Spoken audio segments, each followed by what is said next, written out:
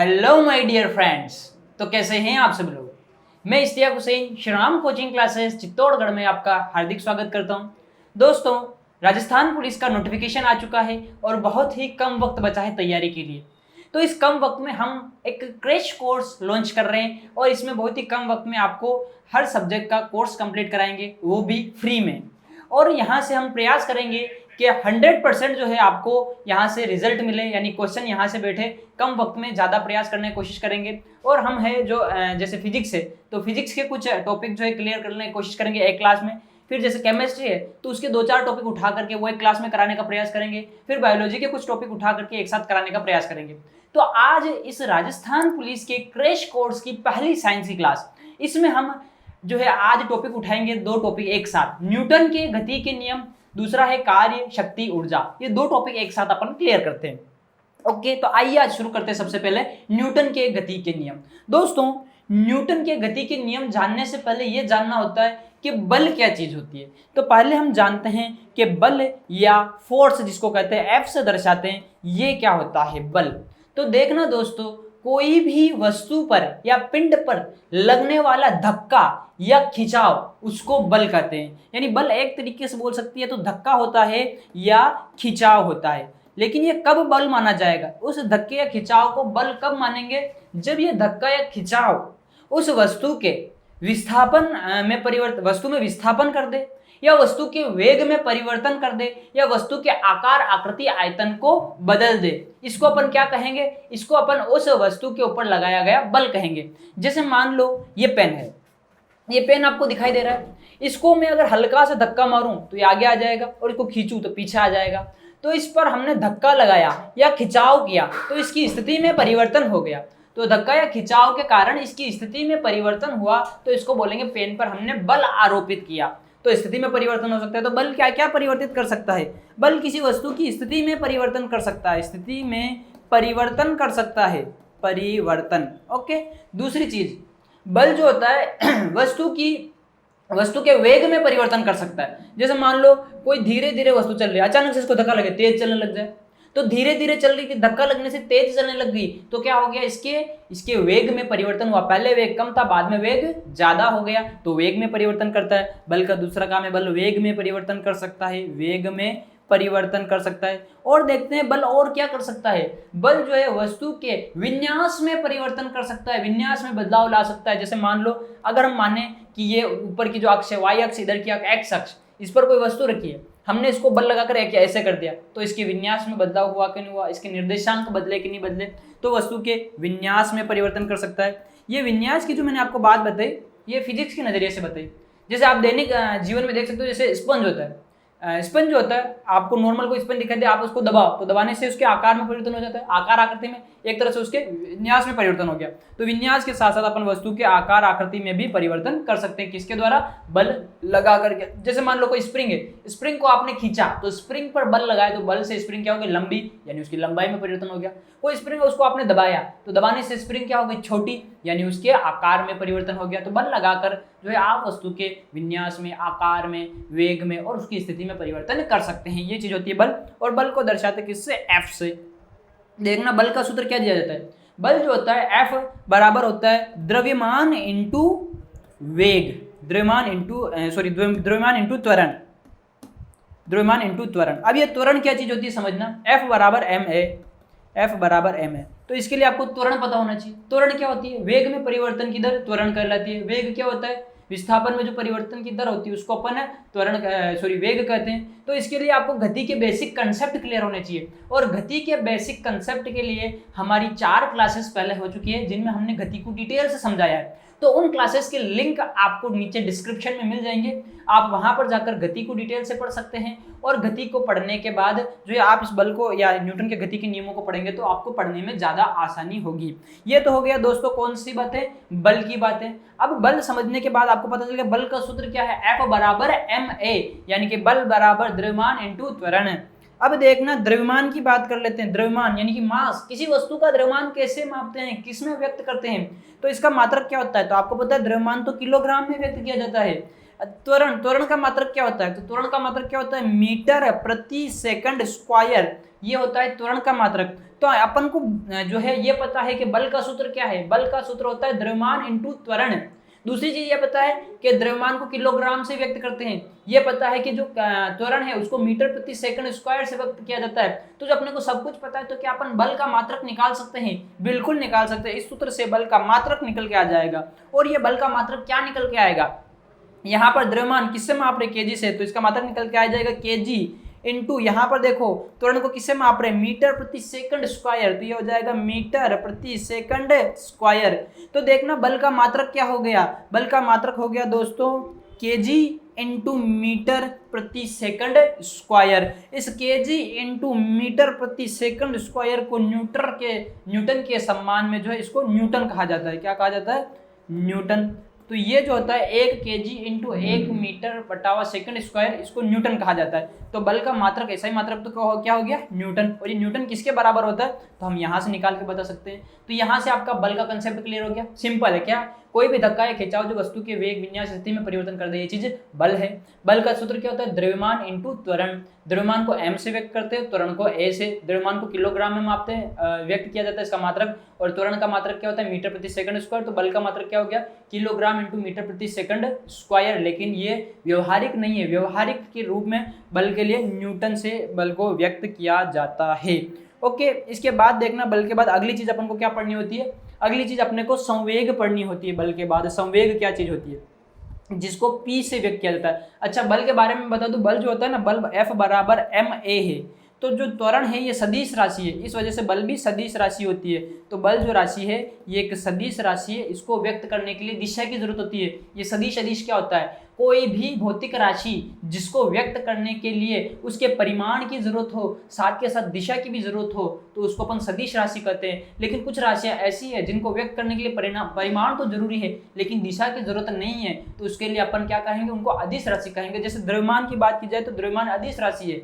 आपको जैसे मार्केट में चले गए शक्कर लेने, बनिए के पास के बोले 1 किलो शक्कर दे दो, तो 1 किलो बोला, तो 1 किलो तो क्या हो गया? उसका परिमाण हो गया। लेकिन इसके साथ किसी दिशा को हमने व्यक्त नहीं किया। ये थोड़ी कहा 1 किलो शक्कर तोल दो ऊर्ध्वाधर दिशा में, 1 किलो शक्कर तोल दो क्षैतिज दिशा में। इसके लिए किसी भी प्रकार से दिशा को व्यक्त नहीं किया है। अगर दिशा को व्यक्त नहीं किया है तो द्रव्यमान कैसी राशि है? अदिश राशि है। जबकि जिन चीजों को व्यक्त करने के लिए, जिन भौतिक राशियों को व्यक्त करने के लिए दिशा की जरूरत होती है, उनको हम बोल देंगे वो सदिश भौतिक राशियां हैं। और बल एक सदिश राशि है। इसके बाद नेक्स्ट अपन बात करने जा रहे हैं संवेग की। संवेग जिसको P से दर्शाया जाता है और ये भी एक सदिश राशि है। संवेग क्या होता है? तो नॉर्मल जो आप परिभाषा जानते हो या बताई जाती है, संवेग जो होता है, संवेग बराबर होता है P बराबर mv। तो ये होता है द्रव्यमान इंटू वेग। तो द्रव्यमान इंटू वेग जो होता है ये संवेग बताया जाता है। द्रव्यमान इंटू वेग, ये चीज क्या होती है? संवेग। तो इसका सूत्र हो जाता है P बराबर mv, m इंटू वी। यहाँ पर v क्या है? वेग। और आपको पता है वेग सदिश राशि है, द्रव्यमान अदिश राशि है, तो संवेग भी कैसी राशि होगा? सदिश। ये सदिश राशि है तो ये संवेग भी सदिश राशि है। अब देखना संवेग के बारे में पहली बात तो ये पता चली है सदिश राशि है। दूसरी बात एक और देखते हैं कि इसका मात्रक क्या निकाल सकते हैं अपन। सोच सकते हैं इस किलोग्राम, द्रव्यमान को किस में मापेंगे? किलोग्राम में, इंटू इस वेग को किस में मापेंगे? मीटर प्रति सेकंड में। तो यहाँ पर इसका मात्रक क्या निकल के आ जाएगा? संवेग का मात्रक निकल के आ जाएगा, संवेग का मात्रक निकल के आ जाएगा केजी इंटू मीटर प्रति सेकंड। ये संवेग का मात्रक है। यहाँ पर अगर मीटर प्रति सेकंड स्क्वायर होता तो यही बल का मात्रक होता, लेकिन स्क्वायर नहीं है तो ये संवेग का मात्रक है। ओके, ये संबंध हो गया इसमें द्रव्यमान में और वेग में। तो आपको क्या याद रखना है? आपको याद रखना है द्रव्यमान इंटू वेग। द्रव्यमान इंटू वेग यानी कि mv, ये चीज तो होती है संवेग, और द्रव्यमान इंटू त्वरण ma, ये चीज होती है बल f। ओके, अब देखो मैं कैसी बातें कर रहा हूँ, सुनना ध्यान से इन बातों को। यहाँ पर मैंने बात कर ली बल की और यहाँ पर मैंने बात कर ली संवेग की। दो चीजों की बात कर ली। बल भी सदिश राशि है और संवेग भी सदिश राशि है। तो इसका मतलब इनमें भी कुछ संबंध हो सकता है क्या? बिल्कुल होता है। बल और संवेग में भी आपस में संबंध होता है। बल और संवेग में क्या संबंध होता है? तो सूत्र दिया जाता है, न्यूटन भाई साहब ने बताया था, F बराबर dp अपॉन dt, या अवकलन होता है। संवेग में परिवर्तन की दर जो होती है बल के बराबर होती है। न्यूटन की गति का दूसरा नियम है जो अपन आगे पढ़ने वाले हैं। अभी बस इतना ध्यान रखो कि इसमें यह संबंध होता है। मैं ये संबंध क्यों बता रहा हूँ? ये तो अवकलन की चीजें है, और राजस्थान पुलिस के किसी भी कॉम्पिटिटिव एग्जाम में जो जनरल साइंस होती है उसमें समाकलन अवकलन के क्वेश्चन नहीं आते। ये 11th-12th की मैथमेटिक्स और फिजिक्स उनमें आते हैं अवकलन समाकलन। तो देखना यहाँ पर मैं क्यों बता रहा हूँ, मैं बता इसलिए रहा हूँ कि यहाँ से अपन एक फॉर्मूला एक मात्रक निकाल सकते हैं। जैसे मान लो संवेग है ना, तो संवेग का अभी जस्ट मैंने क्या बताया था, मात्रक संवेग का मात्रक क्या बताया था। तो संवेग के लिए हमने बोला था P बराबर mv, एम को किस में मापा, kg में, इंटू v वेग को किस में मापा था, मीटर प्रति सेकंड में। ओके, अब इंटू यहाँ पर बटे में क्या रहा, समय को किस में मापते, सेकंड में, तो ये बटा हुआ सेकंड हो गया। तो अब देखो यहाँ पर इसको अपन कैसे पढ़ सकते हैं, kg इंटू मीटर बटा सेकंड इंटू सेकंड क्या हो जाएगा, सेकंड स्क्वायर। तो एक चीज़ और क्लियर हो गई कि kg into metre into second square, और इसी को अपन ने क्या बोला था, न्यूटन। यानी आप अगर कोई चीज़ पढ़ते हो तो उसको किसी भी फॉर्मूले से लाओ, उसके मात्रक हमेशा सेम रहेंगे। आई बात समझ में। तो यहाँ पर ये मत सोचना कि इस फॉर्मूले से अगर मात्रक निकालते तो कैसा आता, तो बस मैंने ऐसे एक्सप्लेन कर दिया। आगे बात करते हैं, अपन बल को समझ चुके हैं, बल के बारे में जान लिया, संवेग के बारे में जानते हैं। तो संवेग के लिए आप क्या जानते हो, संवेग के लिए आप इतना जानते हो कि संवेग जो है ये सदिश राशि है और संवेग का सूत्र P बराबर क्या होता है, mv होता है। ये तो बात हो गई फॉर्मूला बेस्ड। भौतिक रूप से या अपन व्यवहारिक रूप से देखें तो संवेग को अपन कैसे व्यक्त कर सकते हैं, कैसे समझ सकते हैं। जैसे बल में बोलूँ तो आपके दिमाग में कुछ ना कुछ तो इमेज बनती है कि भाई ये चीज़ बल होती है। तो संवेग जब बोल रहा हूँ तो इसकी कोई इमेज नहीं बन रही होगी मेरे हिसाब से, है ना। तो देखना क्या काम आता है संवेग, क्या चीज़ होती है। व्यवहारिक रूप से मैं आपको बता दूं, ये संवेग जो होता है ये गति की मात्रा को व्यक्त करता है। किसको, गति की मात्रा को व्यक्त करता है। अब ये गति की मात्रा को कैसे व्यक्त कर रहा है समझाने की कोशिश कर रहा हूँ, सुनना जरा, सुनना दोस्तों। कैसे, यहाँ पर देखो P बराबर m इंटू वी का मतलब वेग है, m का मतलब द्रव्यमान है। इमेज करो ये एक बबलू खड़ा है, ये बबलू खड़ा है, इस बबलू के सामने एक ट्रक आ गई बड़ी सी, ये ट्रक आ गई, ये वाली ट्रक बबलू के सामने, और इस ट्रक का वेग कितना था, मान लो इसका वेग 10 मीटर प्रति सेकंड था। यहाँ पर ये ट्रक है, इस बबलू को इस ट्रक ने टक्कर मार दी, बबलू भी जो है एक्सीडेंट हो गया बबलू का। सेकंड बार में एक और बबलू खड़ा है, यही बबलू है, इसके सामने कार है, ये कार है, ये कार किस स्पीड से आ रही है, ये 10 मीटर प्रति सेकंड की स्पीड से आ रही है, इस वेग से आ रही है, इस वेलोसिटी से आ रही है। और यहाँ पर इस कार का कुछ द्रव्यमान होगा और इसने टक्कर मार दी। आप सोच सकते हो इन दोनों कंडीशन में, कंडीशन ए और कंडीशन बी के अंदर बबलू को किस एक्सीडेंट में ज़्यादा नुकसान का सामना करना पड़ा होगा। तो आप सोच सकते हो आसानी से, बिल्कुल इजी वे में सोच सकते हैं अपन कि कार ने भी टक्कर मारी और ट्रक ने भी टक्कर मारी, लेकिन इसको नुकसान ट्रक वाली टक्कर से हुआ होगा। लेकिन ये डाउट आता है फिर कि ट्रक वाली टक्कर से नुकसान क्यों हुआ, इसकी स्पीड कितनी बताई ट्रक की, 10, और इस कार की स्पीड भी कितनी बताई, 10, दोनों की स्पीड तो सेम है, तो फिर इस ट्रक से नुकसान ज़्यादा क्यों हुआ। तो आप बोलोगे ट्रक का द्रव्यमान ज़्यादा है, इसका वजन ज़्यादा है। द्रव्यमान क्या है इसका, ज़्यादा। कार का द्रव्यमान ट्रक की तुलना में कम है, तो यहाँ पर द्रव्यमान ज़्यादा है। और आप देखो जिसका द्रव्यमान ज़्यादा होगा, वेग तो दोनों का सेम आ गया, लेकिन द्रव्यमान ज़्यादा होगा जिसका, उसका संवेग ज़्यादा होगा। कह सकते हैं कि इसमें ट्रक के अंदर गति की मात्रा ज़्यादा होगी और कार के अंदर गति की मात्रा कम होगी। ये मैंने आपको व्यवहारिक रूप से समझाने का प्रयास किया है, क्योंकि अपने को ज़्यादा टॉपिक लेने इसलिए इसके ऊपर मैं ज़्यादा डिस्कस नहीं कर सकता। हाँ, इसके ऊपर अलग से कोई विशेष क्लास हुई तो इसको और ज़्यादा डिटेल्स अपन पढ़ने का प्रयास करेंगे। तो यहाँ पर हमने जान लिया कि बल क्या होता है, यहाँ पर हमने जान लिया कि संवेग क्या होता है, और इनके भौतिक और व्यवहारिक रूप से समझने का प्रयास किया। अब देखना, आपको याद रखना है, बल मात्रक क्या है, न्यूटन, और संवेग मात्रक क्या है, kg इंटू मीटर प्रति सेकंड, ये इनके मात्रक है, और दोनों ही सदिश राशि है, दोनों को व्यक्त करने की दिशा की जरूरत होती है। अब एक चीज समझा रहा हूँ, सुनना। जड़त्व, जड़त्व क्या चीज होती है, देखना, कोई वस्तु अगर स्थिर है तो वो स्थिर ही रहना चाहती है, और अगर कोई वस्तु गति कर रही है तो वो गति ही करती रहना चाहती है। इसका जो गुण है वस्तु का, ये जड़त्व कहलाता है। यानी जड़त्व एक तरह की जिद है, वस्तु अपनी स्थिति में किसी भी प्रकार का परिवर्तन नहीं करना चाहती है। वस्तु अगर स्थिर रह रही है तो वो स्थिर रहना चाहती है, और गति कर रही है तो गति करती रहना चाहती है, जब तक कि उस पर कोई बाह्य असंतुलित बल कार्य न करे। क्या बोला मैंने, असंतुलित। देखना, जनरली बुक्स में लिखा होता है, हालांकि उनका लिखना सही भी है, बुक्स वगैरह क्या लिखती है कि कोई वस्तु गतिशील है तो गति करती रहती है, और स्थिर है तो स्थिर रहती है। कब तक, जब तक कि उस पर कोई बाह्य बल कार्य न करे। सिर्फ बाह्य बल लिख देते हैं, लेकिन बाह्य बल लिखना कोई सटीक नहीं बैठता। क्यों, क्योंकि हम ऐसी भी कंडीशन पैदा कर सकते हैं कि वस्तु पर बाह्य बल भी लगे फिर भी वस्तु गति न करे, या वस्तु पर बाह्य बल लगे फिर भी वो स्थिर न हो। जैसे मान लो, मैं आपको एक एग्जांपल से समझाता हूँ। ये मान लो कोई बॉक्स पड़ा है, ये बॉक्स स्थिर अवस्था में, किस अवस्था में है, स्थिर अवस्था में, ये गति नहीं कर रहा है, तो इसका वेग 0 मानेंगे, तो इसका वेग कितना है, 0। तो अकॉर्डिंग टू बुक्स, जो बुक्स डेफिनेशन लिखती है उसके अकॉर्डिंग कैसे होगा कि स्थिर है तो स्थिर रहना चाहिए जब तक इस पर कोई बाह्य बल काम न करे। कहने का मतलब इस पर कोई बाह्य बल लगाया तो उस बाह्य बल की वजह से गति कर लेगा। ओके, तो सुनना, ऐसा नहीं है, मैं इस पर बाह्य बल लगाऊं फिर भी स्थिर रह सकता है। मान लो मैंने इस पर F बल लगाया, कितना बल, F बल, और मैं इस डायरेक्शन से भी कितना लगा दूं, F बल, दोनों ही डायरेक्शन से F बल लगाया, इधर से भी F इधर से भी F, तो दोनों से बराबर बल लग रहा है, तो बाह्य बल तो लगा दिया। तो क्या उस बाह्य बल से बॉक्स गति करेगा क्या, नहीं करेगा। यानी बाह्य बल तो लगाया लेकिन बॉक्स ने गति नहीं की, तो परिभाषा गलत हो गई क्या, नहीं, कोई गलत नहीं, वो परिभाषा सही है, लेकिन उसमें एक शब्द और ऐड करना है, बाह्य असंतुलित बल। कैसा बल लगाएंगे तब गति करेगा, बाह्य असंतुलित, यानी इस बॉक्स को गति करानी तो यहाँ पर संतुलित की बजाय असंतुलित बल लगाओ, इधर से 2F लगा दो, इधर से F लग रहा है तो इधर की तरफ चला जाएगा, है ना, या इधर 2F लगा दो इधर की तरफ चला जाएगा। तो कहने का मतलब ये है कि वस्तु जो है गति करेगी कब, जब उस पर असंतुलित बल कार्य करेगा। स्थिर है तो स्थिर ही रहेगी जब तक कि बाह्य बल कार्य नहीं करेगा। अब सुनना दोस्तों, ये तो हो गई इसकी बातें। अब बोल दो कि सर 2 नहीं 3 बल लगा दे तो भी आप इसको स्थिर रख सकते हो क्या, तो बिल्कुल रख सकते हैं। अपन क्या करते हैं, इस बार ये जो बॉक्स पड़ा है इस बॉक्स के ऊपर F बल लगा, कितना बल, F बल, इस बार इसको खींचने वाला बल लगाते हैं, इधर की तरफ F बल लगा, तो हम क्या करते हैं, दूसरा बल F इधर की तरफ लगाया और तीसरा बल F इधर की तरफ लगाया, 3 बल लगा दिए और 120 डिग्री सारा को एंगल। ओके, तो अब देखना अब भी यह वस्तु गति नहीं करेगी, क्यों, क्योंकि तीनों ही बल संतुलित कर देंगे एक दूसरे को। ओके, समझ में आ गया। तो इसका मतलब असंतुलित बल लगने पर वस्तु गति करेगी। वस्तु की जिद है कि वो जो जैसी है वैसी रहना चाहती है, यही चीज जड़त्व है। चाहे समझ लो वस्तु की कोई जिद है कि वो नहीं बदलना चाहती, सिंपल है। अब देखना और बात करते हैं आगे। जड़त्व 3 तरह का होता है, एक होता है विराम का जड़त्व। विराम का जड़त्व क्या है, कोई वस्तु स्थिर है तो वो स्थिर रहना चाहती है, गति नहीं करना चाहती जब तक कि उस पर कोई बाह्य असंतुलित बल कार्य न करे।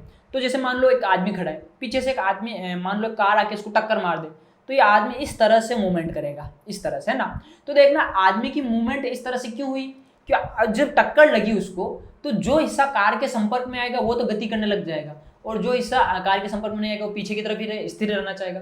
जैसे देखो बस चल रही है, अचानक बस रुक जाती है तो बैठे हुए यात्री पीछे की तरफ झुकते हैं। क्यों झुकते हैं पीछे की तरफ, क्योंकि जो हिस्सा बस के कांटेक्ट में सीट से चिपका हुआ है वो हिस्सा तो बस के साथ गति कर रहा है, जब बस रुकेगी वो हिस्सा रुक जाएगा, है ना। मान लो बस के साथ रुक जाएगा, लेकिन चलती हुई बस अगर अचानक रुकेगी तो आगे वाला हिस्सा गति कर रहा है तो वो आगे वाला हिस्सा गति करने लग जाएगा। तो अगर चलती हुई बस अचानक रुक जाए तो व्यक्ति आगे की तरफ झुक जाता है। इसी तरह से मान लो कोई बस चल रही है तो बस चलती चलती अचानक किसी मुड़ाव पर मुड़ जाती है, तो जो बस की छत पर बैठे व्यक्ति होते हैं तो वो क्या करते हैं, जिधर बस मोड़ रही है उसकी बाहर की तरफ झुक जाते हैं। तो ये चीज उसकी दिशा का जड़त्व है। तो जड़त्व ऐसे 3 तरह का हो गया, विराम का जड़त्व, गति का जड़त्व और दिशा का जड़त्व, ये सारे जड़त्व। हालांकि जड़त्व को अपने को इतना डिटेल से नहीं समझना है, आगे की क्लास कंटिन्यू करते हैं न्यूटन के ऊपर, है ना। तो अपन अब स्टार्ट करते हैं न्यूटन के गति के नियम। न्यूटन के गति के नियम क्या है समझना। न्यूटन जो वैज्ञानिक थे, इन्होंने अपनी बुक लिखी प्रिंसिपिया, और इस प्रिंसिपिया के अंदर इन्होंने अपने गति के नियमों का उल्लेख किया। कितने नियम है न्यूटन के गति के? 3 नियम।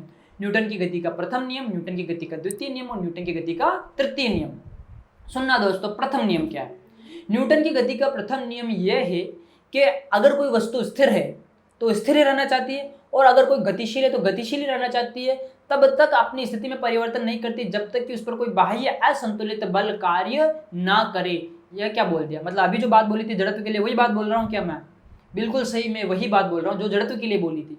तो इसका मतलब जड़त्व का नियम, जो मैंने जड़त्व की बातें बोली, वही न्यूटन की गति का प्रथम नियम है। इसीलिए न्यूटन की गति के प्रथम नियम को जड़त्व का नियम भी कहते हैं। ओके, तो न्यूटन की गति का प्रथम नियम बोल दो, चाहे जड़त्व का नियम बोल दो, बात का मतलब एक है। क्या है जड़त्व का नियम या न्यूटन की गति का प्रथम नियम? कोई गतिशील है तो गतिशील रहना चाहती है, और विराम है तो विराम ही रहना चाहती है, जब तक कि उस पर कोई बाहरी, इसमें एक शब्द और ऐड करेंगे, असंतुलित, बाहरी असंतुलित बल लगाकर इसको गति न कराया जाए। ओके, अब देखते हैं एग्जाम में क्या क्वेश्चन आते हैं कि जड़त्व का नियम किसको कहते हैं। तो आपको इतना बताना है कि न्यूटन की गति का प्रथम नियम जड़त्व का नियम है। दूसरी बात, इसके एग्जाम्पल से क्वेश्चन आते हैं। यहाँ से डेफिनेशन से एग्जाम में क्वेश्चन इतने नहीं बनते जितने एग्जाम्पल से बनते हैं, कि आपको कोई एग्जाम्पल दिया जाएगा और पूछा जाएगा यहाँ पर न्यूटन के गति के कौन से नियम की अनुपालना हो रही है। तो अपन कुछ एग्जाम्पल समझ लेते हैं ताकि इस न्यूटन को समझना, नियमों को समझना आसान हो जाए। ओके, तो देखना इसके एग्जाम्पल्स क्या है न्यूटन की गति के प्रथम नियम के एग्जाम्पल। पहला एग्जाम्पल देखो, रुकी हुई गाड़ी अचानक चलने लग जाती है, तो जो यात्री उसमें बैठे होते हैं उनके पीछे की तरफ धक्का लगता है। ऐसा क्यों होता है? बस रुकी हुई है तो आदमी स्थिर है, बस भी स्थिर है। अब दोनों ही स्थिर है, आदमी बस में बैठा हुआ है तो जो हिस्सा उसकी सीट के कांटेक्ट में वो बस के साथ ही रहेगा। बस अचानक चलने लगी तो सीट भी चलेगी बस की, और वो आदमी का जो हिस्सा उसके कांटेक्ट में हो वो भी चलने लग जाएगा। लेकिन जो हिस्सा बस के टच में नहीं था वो तो स्थिर था और वही स्थिर रहना चाहता, तो आदमी ऐसे पीछे की तरफ हो जाता है। ओके, यह चीज क्लियर हो चुकी है। नेक्स्ट दूसरा क्या है कि चलती हुई गाड़ी अचानक रुक जाए तो व्यक्ति आगे की तरफ, तो वो भी वही कंसेप्ट है कि गाड़ी चल रही तो गाड़ी के साथ साथ आदमी जो है या व्यक्ति जो है उसका शरीर भी चल रहा है। अब गाड़ी रुक गई तो जो हिस्सा यानी कि उसके पैर जो है उसके नीचे नीचे वाला जो हिस्सा था वो बस के कांटेक्ट में था तो वो रुक जाएगा, लेकिन ऊपर वाला हिस्सा गतिशील है तो गतिशील रहना चाहता तो आगे की तरफ झुक जाएगा। तो ये हो गई इसके दूसरे नियम प्रथम नियम का दूसरा एग्जाम्पल। और देखते हैं, गोली मारने पर जो कांच की खिड़की होती है उसमें छेद हो जाता है और वही आप भाटा मार दो, गेंद मार दो तो क्या हो जाएगा, कांच पूरा पूरा चकनाचूर हो जाएगा। तो ऐसा क्यों हुआ कि गोली फायर की, गोली दागी तो कांच में सिर्फ छेद होता है, लेकिन पत्थर मारा जाता है या गेंद मारी जाती है तो उस वक्त कांच पूरा पूरा टूट जाता है। तो ऐसा न्यूटन की गति के प्रथम नियम के कारण होता है। ऐसा क्यों होता है, देखना, गोली जो होती है उसका द्रव्यमान बहुत ही कम होता है लेकिन इसका वेग बहुत ही ज्यादा होता है। तो जो कांच होता है ये कांच स्थिर अवस्था में है और अचानक गोली जब आती है तो कांच का जो हिस्सा उस गोली के कांटेक्ट में आता है वो उस गोली के साथ ही गतिशील गति करके चला जाता है, लेकिन जो हिस्सा स्थिर है वो स्थिर अवस्था में ही बना रहता है। ओके, अब यही बात गेंद के साथ देखते हैं। तो गेंद जो होती है, गेंद का द्रव्यमान गोली की तुलना में तो ज्यादा होता है लेकिन गेंद का वेग गोली की तुलना में कम होता है। तो जब ये गेंद इस कांच को मारती है तो ये ज्यादातर हिस्से को अपने साथ गति करवाना चाहती है, इस वजह से कांच चकनाचूर हो जाता है। ओके, हाँ, हथौड़े के हत्थे को कसने के लिए हथौड़ों को जमीन पर माना जाता है। तो देखना कैसे क्या होता है, जैसे मान लो ये हथौड़ा है, इस तरीके से ये हथौड़ा है ना, तो इस हथौड़े का हत्था क्या होता है, काम करते धीरे धीरे ढीला हो जाता है, ये आगे की तरफ खिसक गया तो इस क्या करते हैं, हथौड़े के हत्थे को जमीन पर पीटते हैं। तो जमीन पर पीटने से क्या होता है कि हथौड़े को आप ऊपर लेके गए और फिर आप इसको नीचे लेकर के आ रहे हो तो हथौड़े का हत्था गति कर रहा है, साथ के साथ जो हथौड़ा ऊपर की तरफ लगा ये भी गति कर रहा है। फिर अचानक जैसे ही जमीन पर टच हुआ तो ये लकड़ी का जो हत्था होता है इसने गति करनी बंद कर दी, लेकिन ऊपर वाला हिस्सा जो गति करके आ रहा था उसको गति करती रहनी थी, वो गति करते रहना चाहता है, इस वजह से वो और खिसक जाता है और जब वो और खिसकेगा यहाँ पर इस दिशा में गति कर लेगा तो टाइट हो जाएगा। तो ये हथौड़े वाला एग्जाम्पल हो गया। और देखते हैं न्यूटन की गति के प्रथम नियम के उदाहरण। पानी के गिलास के ऊपर आप पोस्ट कार्ड रख दो, जैसे क्या है, ये पानी से भरा हुआ गिलास है, इस गिलास के अंदर आपने पानी भर दिया और इसके ऊपर एक पोस्ट कार्ड रख दिया, कोई पेपर रख दिया और इस पेपर के ऊपर आप एक सिक्का रख दो। फिर क्या करो, अचानक से इस पोस्ट कार्ड को खींच लो किधर भी, तो जैसे आप उस पोस्ट कार्ड को खींचते हो तो सिक्का पानी में गिर जाता है। अब ऐसा क्यों हुआ, वही वजह है कि ये सिक्के के ऊपर क्या होता है कि यहाँ पर पृथ्वी का गुरुत्वाकर्षण बल कार्य कर रहा है। अब इस कार्ड को आप खींच लेते हो तो सिक्का इस कार्ड के साथ गति नहीं करता क्योंकि सिक्का स्थिर है तो यहीं पर स्थिर रहना चाहता है। अब कार्ड तो हट गया, अब क्या होता है कि गुरुत्वाकर्षण बल इसको नीचे खींच लेता है और ये पानी के अंदर गिर जाता है। ये हो गई इसकी पोस्ट कार्ड और सिक्के की बात है। नेक्स्ट अपन और बात करते हैं न्यूटन के गति के नियमों की। तो देखना, कंबल को डंडे से पीटना, जब कोई कंबल गंदी हो जाती है तो उसको डंडे से पीटते तो उसके धूल के कण बाहर निकल जाते हैं। सेम कंसेप्ट है इसमें भी। क्या होता है, जैसे कोई कंबल है तो आप इसको डंडे से पीट रहे हो तो डंडे से पीटने की वजह से जो हिस्सा डंडे के कांटेक्ट में आएगा वहां से धूल के कण आगे की तरफ गति करेंगे, शेष रेस्ट रह जाते हैं। यही झटकने वाला भी है, अगर कंबल को झटका जाता है तो भी न्यूटन के प्रथम नियम की अनुपालना होती है। नेक्स्ट अपन बात करते हैं, पेड़ की टहनियों के हिलने पर फल गिरना, ये भी न्यूटन के गति के प्रथम नियम है। हर चीज को एक्सप्लेन करो तो वही लॉजिक निकल के आता है कि जो हिस्सा गतिशील है वो गतिशील रहना चाहता है, जो स्थिर है वो स्थिर रहना चाहता है, यही इसका कंसेप्ट है। ओके, नेक्स्ट अपन बात करते हैं न्यूटन की गति का द्वितीय नियम। ओके, न्यूटन की गति का द्वितीय नियम। अब देखना न्यूटन की गति का द्वितीय नियम क्या चीज है, समझना इसको। तो ये भैया F समानुपाती dp/dt, ये इसका मैथमेटिकल रूप है। मैं इसको शब्दों में समझाता। न्यूटन की गति का द्वितीय नियम है कि किसी वस्तु के संवेग में परिवर्तन की दर वस्तु पर आरोपित बल के समानुपाती होती है। dp/dt क्या है, संवेग में परिवर्तन। ये पूरी टर्म क्या है, संवेग में परिवर्तन की दर, संवेग में परिवर्तन की दर। ओके, तो किसी वस्तु के संवेग में परिवर्तन की दर उस पर आरोपित बल के समानुपाती होती है और किसी भी समानुपाती चिन्ह को हटाया जाता है तो वहां पर एक नियतांक लगता है, जैसे यहाँ पर नियतांक क्या आता है, तो F बराबर K dp/dt। K की वैल्यू प्रायोगिक रूप से न्यूटन को 1 मिली थी तो F बराबर dp/dt। आपको बस इतना याद रखना है कि ये न्यूटन की गति का द्वितीय नियम है। क्या, F बराबर dp/dt। यहां से देखना, इस द्वितीय नियम को मूलभूत नियम माना जाता है। यहां से अपन प्रथम नियम की तरफ भी चल सकते हैं, ओके, और तृतीय की तरफ भी। तो तीनों नियमों में मूलभूत नियम कौन सा होता है, तो द्वितीय नियम मूलभूत नियम होता है। हाँ, अब देखना न्यूटन की गति का द्वितीय नियम F बराबर dp/dt, जहां पर P संवेग, T समय और F जो है वो बल है। यहाँ पर आप इतना समझ सकते हो कि बल किसके समानुपाती है, तो dp यानी संवेग में परिवर्तन के समानुपाती है। अब पूछो किसकी व्युत्क्रमानुपाती है, तो F समानुपाती 1/T। यहाँ पर समय जो है ना नीचे की तरफ आ रहा है, आप देख सकते हो। तो समय और बल एक दूसरे के व्युत्क्रमानुपाती है, यानी जहाँ पर समय का मान ज़्यादा होगा वहाँ पर बल का मान कम होगा, और जहाँ पर समय का मान कम होगा वहाँ पर बल का मान ज़्यादा होगा, एक दूसरे के व्युत्क्रमानुपाती संबंध में है। यही न्यूटन की गति का द्वितीय नियम है। इसके उदाहरण में बस आपको ये संबंध ध्यान में रखना है। क्या? इसके सारे उदाहरण आपको समझने हैं, तो आप इतना ध्यान रखना कि F जो है वो समय के व्युत्क्रमानुपाती, किसके व्युत्क्रमानुपाती? समय के। तो इसे सारे कंसेप्ट भी क्लियर हो जाएंगे। कैसे है देखते हैं, समझना। न्यूटन की गति के द्वितीय नियम के उदाहरण। हाँ, न्यूटन की गति के द्वितीय नियम के उदाहरण जानने से पहले अभी जस्ट मैंने बोला कि तीनों नियमों में मूलभूत नियम है, यानी आप उससे बल की परिभाषा भी निकाल सकते हो, बल का सूत्र निकाल सकते हो। कैसे निकालते हैं मैं हल्का फुल्का आइडिया दे दूं। F बराबर dp/dt। यहाँ पर P क्या था?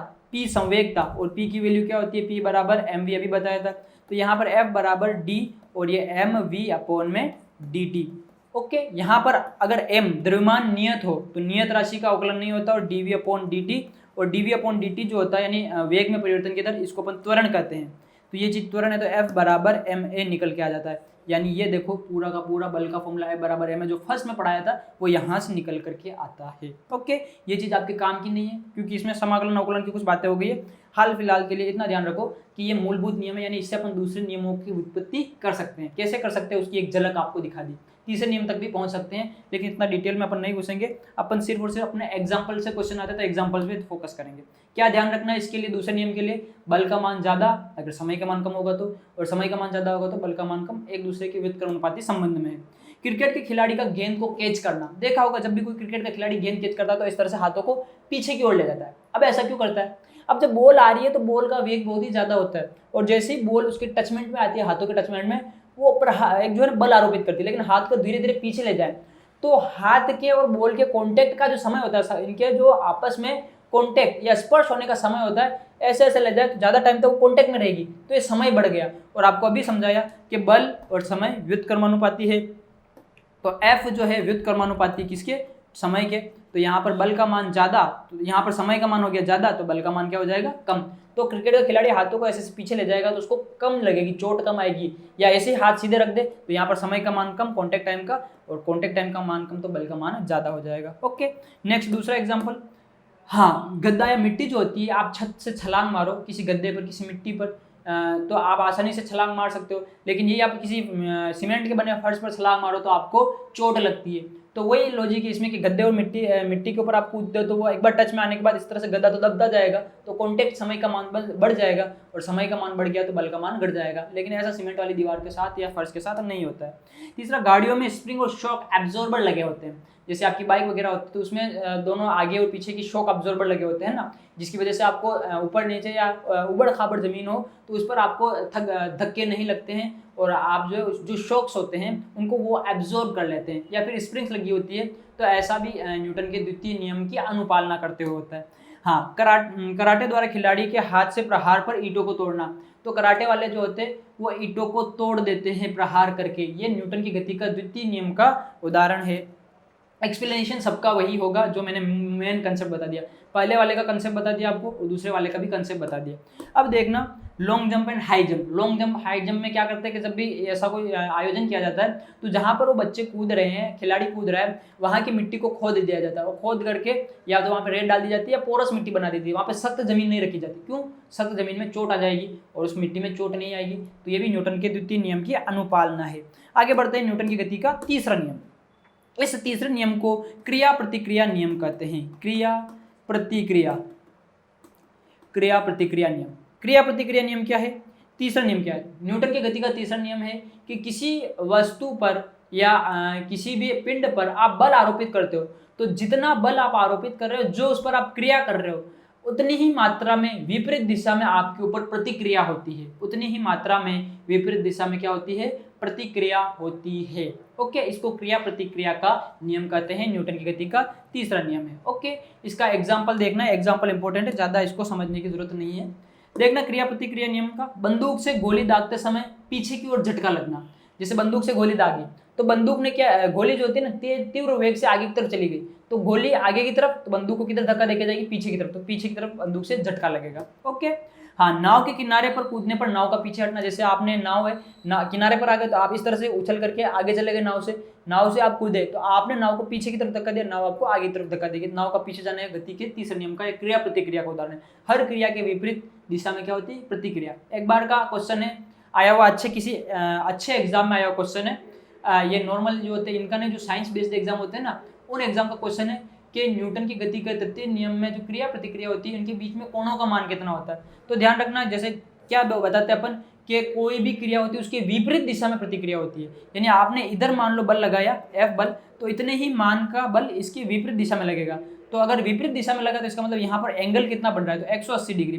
तो ध्यान रखना कि जो न्यूटन का तीसरा नियम है इसमें क्रिया प्रतिक्रिया की जो बातें कर रहे हैं, इस क्रिया प्रतिक्रिया में क्रिया और प्रतिक्रिया के बीच में कोण कितना है, तो इनके बीच में 180 डिग्री का कोण है। अरे 180 डिग्री होगा तभी तो अपोजिट या एक दूसरे की विपरीत दिशा गिनाएगी। तो जो विपरीत शब्द आता है ना इसमें, वो 180 डिग्री को बताता है। ओके, नेक्स्ट अपन देखते हैं, जैसे कुएं से पानी खींचने पर अगर रस्सी कट जाए तो अचानक आदमी पीछे की तरफ चला जाता है, गिर जाता है, तो ये भी क्रिया प्रतिक्रिया।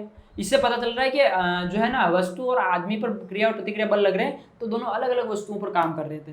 देखना, ऊंचाई से कूदने पर चोट लगना, ये भी न्यूटन की तृतीय नियम का है उदाहरण, क्रिया प्रतिक्रिया का नियम। हाँ, रॉकेट का आगे बढ़ना, तो रॉकेट में जो होता है, रॉकेट का नोदन किया जाता है तो उससे ईंधन निकलता है। वो ईंधन क्या करता है, जमीन को जो है धक्का देता है, तो जमीन को नीचे की तरफ धक्का देता है, जमीन उसको ऊपर की तरफ धक्का देती है। एक बार तो लॉन्च हो गया रॉकेट, अब जब वो चल रहा है उस समय जो वातावरण होगा, आसपास के वातावरण गैसेस वगैरह होगी, उन पर भी वो प्रेशर से वो जब ईंधन निकलेगा तो उसको धक्का देगा, इस वजह से उसको खुद को भी धक्का महसूस होगा, वो आगे ऊपर की तरफ बढ़ता जाएगा। तो रॉकेट नोदन जो है ये तृतीय नियम का उदाहरण है।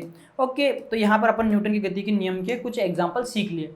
अब देखना, न्यूटन की गति के एग्जाम्पल सीखने के बाद यहाँ से क्वेश्चन कैसे बनते हैं, तो वो क्वेश्चन जो है आपको पीडीएफ के रूप में मिल जाएंगे। उन क्वेश्चन को आप जरूर सॉल्व करना। हर टॉपिक जो आपको पढ़ाया जाएगा, अगर आप उनके क्वेश्चन सारे कर लेते हो तो फिर आपको ऐसा कोई एक क्वेश्चन नहीं मिलेगा जो आपको लगे कि ये बाहर से आया हुआ है। साइंस में सारे क्वेश्चन फिक्स होते हैं कि भाई इतना क्राइटेरिया होता है, यहाँ से ऐसे ऐसे क्वेश्चन बन सकते हैं। लेकिन बाहर से कौन से बताया जाता है, जैसे मान लो कि कोई रॉकेट का लॉन्च हुआ तो हमारे पास कितने रॉकेट कौन सा लॉन्च हुआ, इस पर किस साइंटिस्ट ने काम किया, इस तरह के अगर कुछ क्वेश्चंस आते हैं तो वो आपको बाहर से लग सकते हैं। तो वो तो करंट जीके में आप कवर कर लोगे, तो वो हिस्सा भले ही साइंस का है लेकिन वो करंट जीके में कवर होता है। तो उसको अगर छोड़ दिया जाए और कंप्यूटर को छोड़ दिया जाए तो फिर बचाओ जो पोर्शन है साइंस का, जैसे ह्यूमन बॉडी से रिलेटेड या मानव शरीर से या बायोलॉजी से रिलेटेड हो गया, चाहे फिजिक्स या केमिस्ट्री से रिलेटेड, तो फिर ऐसा कोई टॉपिक बचता नहीं कि जहाँ से क्वेश्चन आने की संभावना हो और हम उनको ना पढ़ाए या ना बताएं। हम इसी तरह से कवर करते हुए चलते हैं कि सारे के सारे क्वेश्चंस कवर हो जाए। तो हमने एग्जांपल्स कवर कर लिए।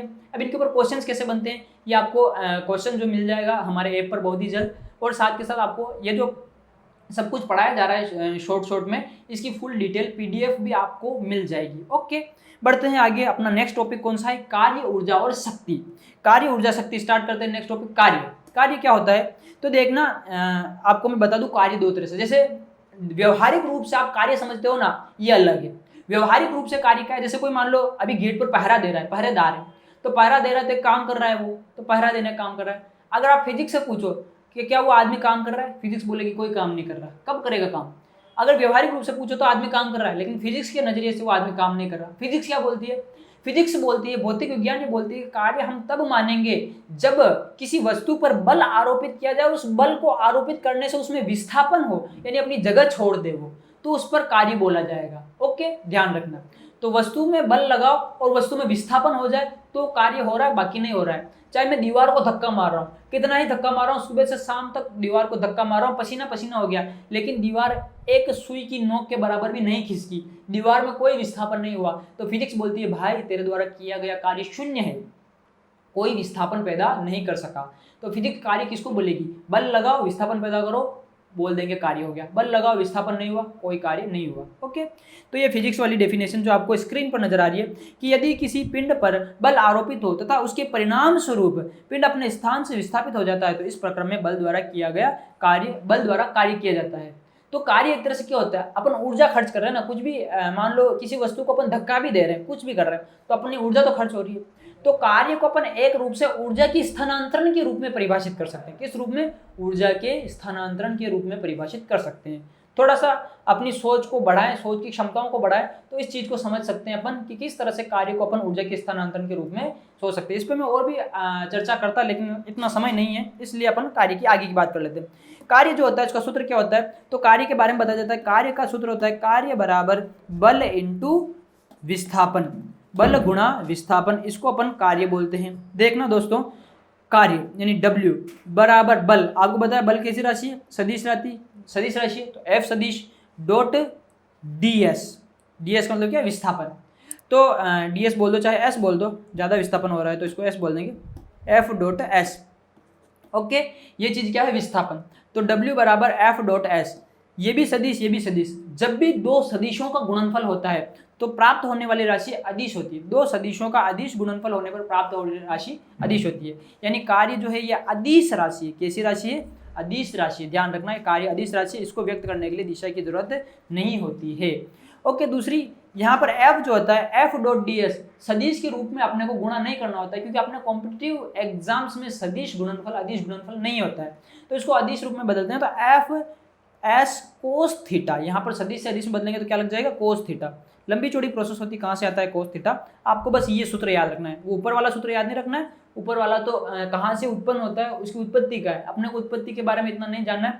अपने को कार्य का सूत्र याद रखना है, W बराबर, सीधा पूछे तो कार्य बराबर बल इंटू विस्थापन, या फिर पूछा तो एफ एस कोस थीटा। यानी आप अगर एफ एस बोलते हो तो एफ एस कार्य के पूरी परिभाषा को व्यक्त नहीं करता, एफ एस कोस थीटा इसको व्यक्त करता है। यानी कोण का मान भी आपको ध्यान में रखना है, जो कोण दिया हो। ओके, अब देखना कोस थीटा के बाद एफ एस कोस थीटा, तो यहाँ से अगर मान लो थीटा का वैल्यू 0 हो, थीटा का वैल्यू कितना हो, 0, कार्य कितना हो, मतलब थीटा 0, यानी जिस दिशा में आप बल लगा रहे हो उसी दिशा में कार्य हो रहा है। तो अगर 0 है थीटा की वैल्यू, तो उस टाइम पे कोस 0 डिग्री, कोस 0 डिग्री की वैल्यू कितनी होती है, 1। अगर थीटा की वैल्यू 0 है तो कोस 0 डिग्री ये होगा 1, कोस 0 डिग्री कितना हो गया, 1। तो यहाँ पर कार्य का क्या सूत्र हो जाएगा, F बराबर एफ एस, और कोस थीटा की जगह कितना जाएगा, 1, यानी F बराबर एफ एस। तो ये वाला सूत्र मैच हो गया ऊपर वाले से। ओके, तो कार्य का सूत्र क्या है, कार्य बराबर बल इंटू विस्थापन। कार्य कैसी राशि है, अदिश राशि। अब दूसरी चीज देखते हैं कि इसका अपन क्या फॉर्मूला बना सकते हैं, कार्य का मात्रक क्या बना सकते हैं। तो आपको बताया था इस बल को किससे मापते हैं, बल को तो अपन न्यूटन से मापते हैं। अच्छा, न्यूटन में व्यक्त करते हैं। अब दूसरी बात, एक और बात आई थी बल का, kg इंटू मीटर प्रति सेकंड स्क्वायर, ये भी तो बल का बताया था अभी कुछ ही देर पहले, तो वो भी बल का मात्रक हो गया। तो चाहे न्यूटन बोल दो चाहे ये बोल दो, इनटू ये क्या है, विस्थापन। विस्थापन को किससे मापते हैं, काय से व्यक्त करते हैं, मीटर में। तो ये रहा मीटर। तो यहाँ से कार्य का क्या सूत्र निकल के आ गया, kg इंटू मीटर का मीटर से गुणा मीटर स्क्वायर बटा हुआ सेकेंड स्क्वायर। तो कार्य का सूत्र क्या हो गया, kg इंटू मीटर स्क्वायर बटा सेकंड स्क्वायर। लेकिन ये व्यवहारिक रूप से इतना लंबा चौड़ा नहीं लिखते अपन, तो इसको शॉर्ट में फिर जो है एक वैज्ञानिक था जूल, प्रिकॉस्ट जूल, उसके सम्मान में इसको जूल बोल दिया जाता है। क्या बोल दिया जाता है, जूल। तो कार्य का मात्रक क्या होता है, याद रखना, ऐसा मात्रक जूल है। कार्य का मात्रक क्या है, जूल। जो किसके बराबर होता है, तो ये कहाँ से आ रहा है, क्या आ रहा है, वो मैं इस जगह बता रहा हूँ। Okay, kg into metre square बटा हुआ सेकंड स्क्वायर। अब मैंने कार्य के लिए एक शब्द थोड़ी देर पहले एक लाइन बोली थी सिंपल से, अगर आप उस लाइन को ध्यान में रखते हो तो आपकी ऊर्जा वैसी क्लियर होती है। कार्य क्या है, मैंने बोला ऊर्जा का स्थानांतरण ही कार्य है। एक तरह से देखा जाए तो अपने सोच के दायरे को बढ़ा करके देखे तो ऊर्जा का स्थानांतरण कार्य है। तो एक तरह से मतलब जो कार्य का मात्रक होगा क्या वही ऊर्जा का मात्रक होगा, बिल्कुल सही, जूल कार्य का मात्रक है और जूल ही ऊर्जा का मात्रक होगा। यानी ऊर्जा का मात्रक अपन ये भी बोल सकते हैं कि kg इंटू मीटर स्क्वायर बटा सेकंड स्क्वायर होगा, बिल्कुल बोल सकते हैं। कैसे बोल सकते हैं, 2 मिनट बाद पता चल जाएगा आपको। ये आपको कार्य के बारे में कुछ पता चल गया, कार्य का मात्रक पता चल गया, अदिश राशि पता चल गया, जूल से व्यक्त करते हैं। एक और चीज जो पूछी जाती है अक्सर एग्जाम्स में, जैसे जूल जो होता है, जूल और कैलोरी में क्या संबंध होता है। तो जो एक कैलोरी होती है, एक कैलोरी बराबर 4 लगभग बराबर बता रहा हूँ ना, 4.18 होती है एग्जैक्ट वैल्यू, 4.2 जूल होता है।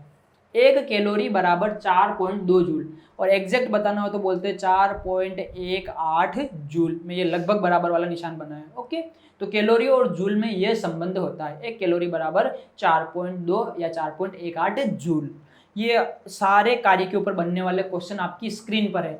यहाँ से कार्य पर कोई क्वेश्चन बनता है तो आपको इसमें से मिल जाएगा। अगर न्यूमेरिकल क्वेश्चन आता है तो उसके लिए आपको थोड़ा सा मेहनत करना पड़ेगा। आपको ये फॉर्मूला ध्यान में रखना, न्यूमेरिकल भी कोई कठिन काम नहीं है, बहुत ईजी न्यूमेरिकल।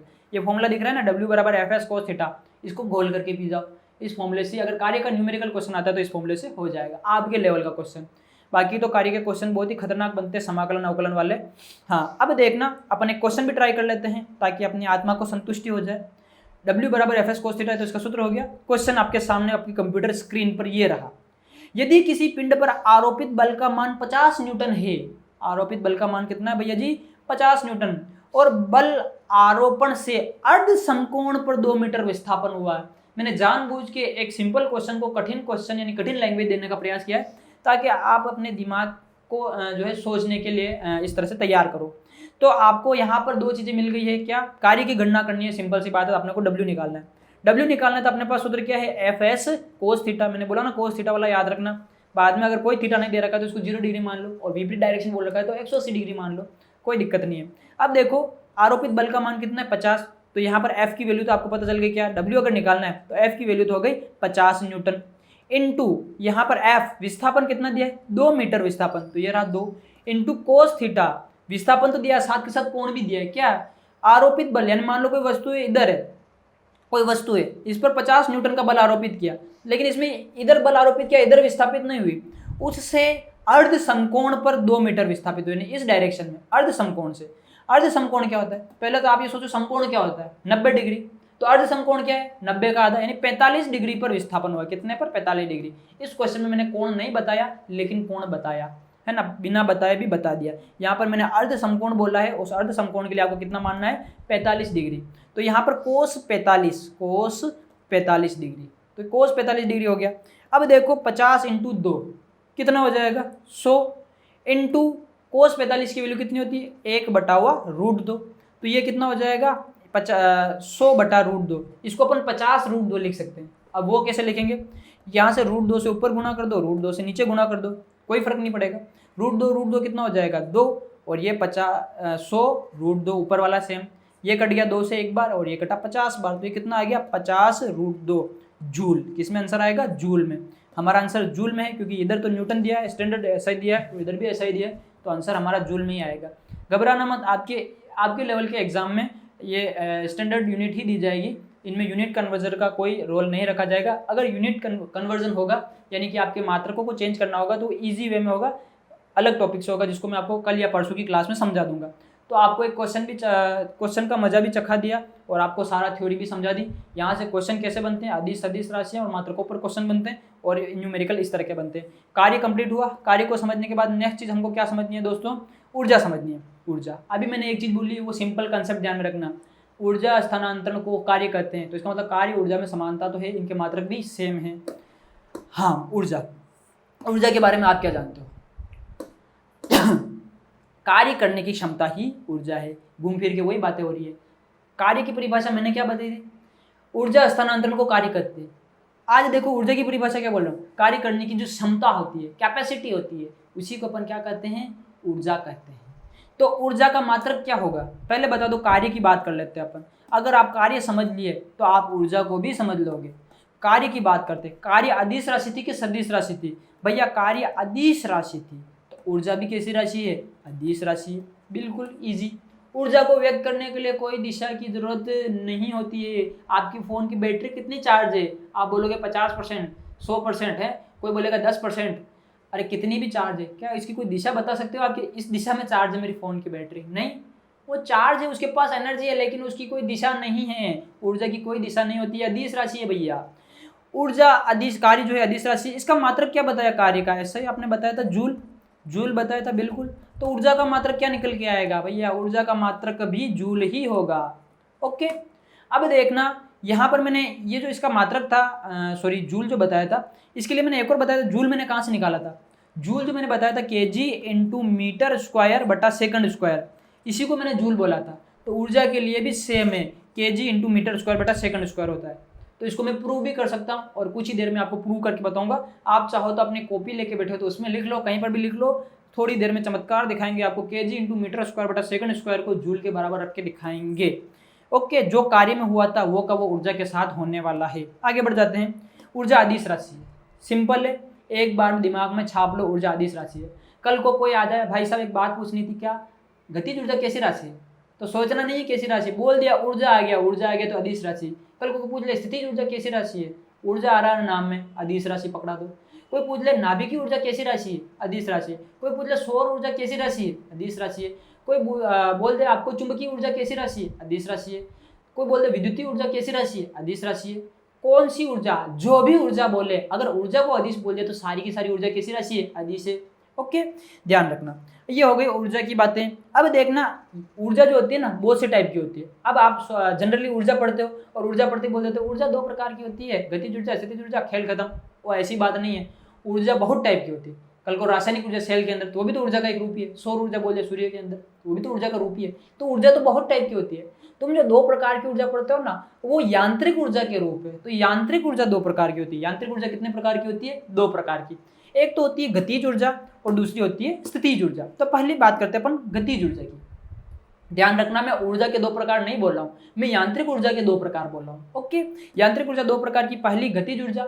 ये गतिज ऊर्जा क्या है, हाँ काइनेटिक एनर्जी क्या है ये सुनना। कोई वस्तु गति कर रही है तो गति के कारण उसमें निहित ऊर्जा को अपन गतिज ऊर्जा बोलेंगे। चाहो तो लिखना, चाहो तो नोट कर लेना।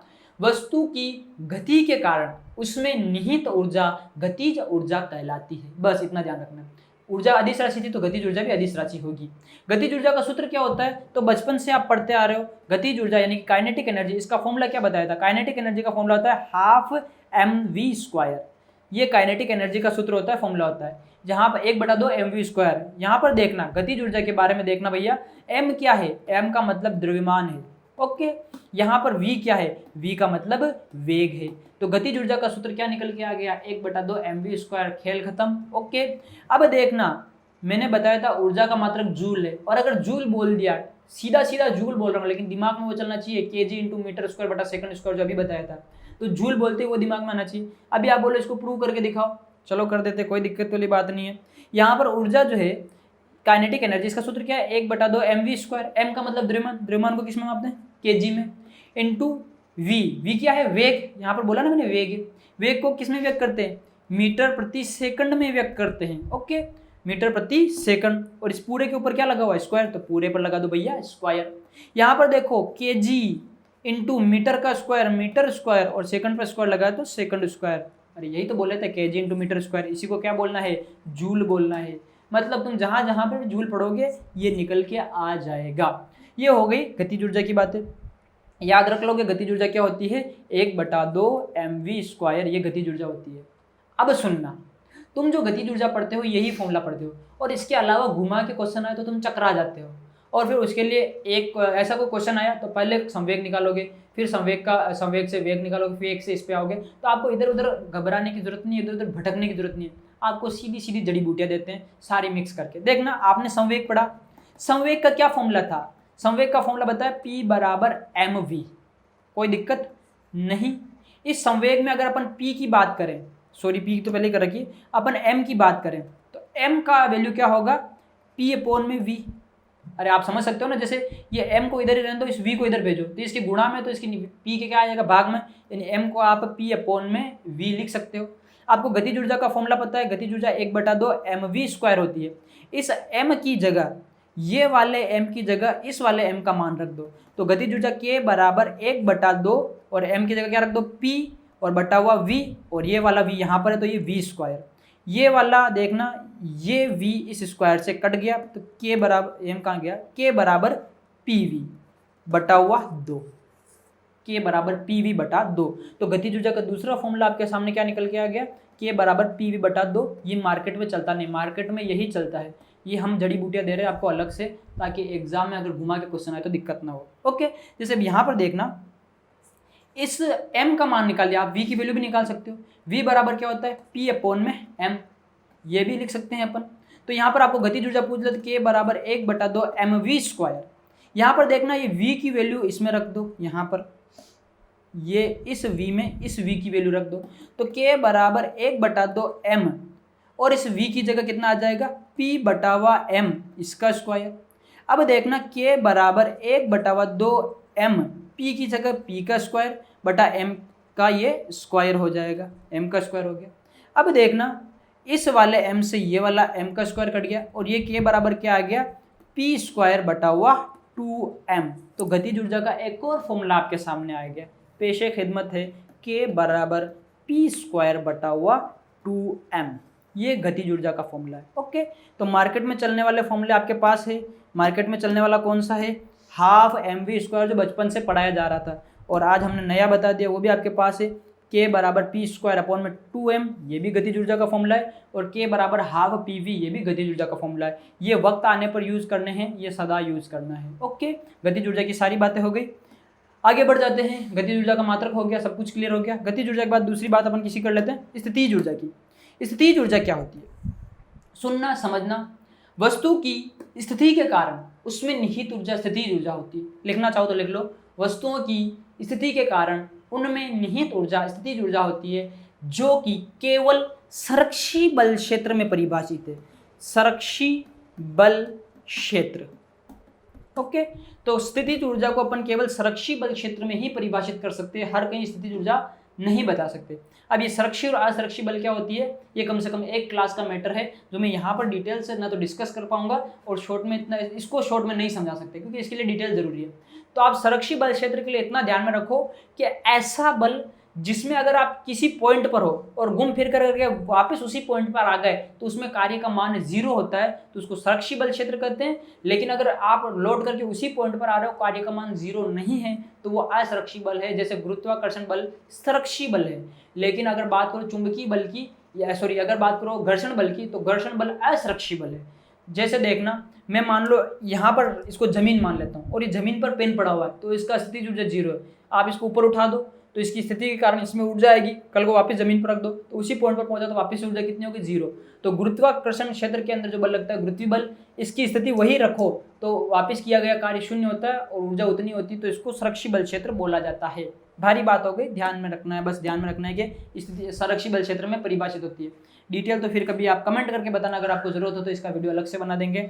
स्थितिज ऊर्जा, हाँ अपन जो बात करते हैं गुरुत्वीय स्थितिज ऊर्जा की बात करते हैं, है ना। स्थितिज ऊर्जा तो बहुत से टाइप की होती है, अलग अलग चैप्टर के अंदर परिभाषित होती है। अपन गुरुत्वाकर्षण क्षेत्र में काम आने वाली बात करते हैं पोटेंशियल एनर्जी, है ना, जिसको यू से भी दर्शाते हैं और पीई से भी दर्शाते हैं।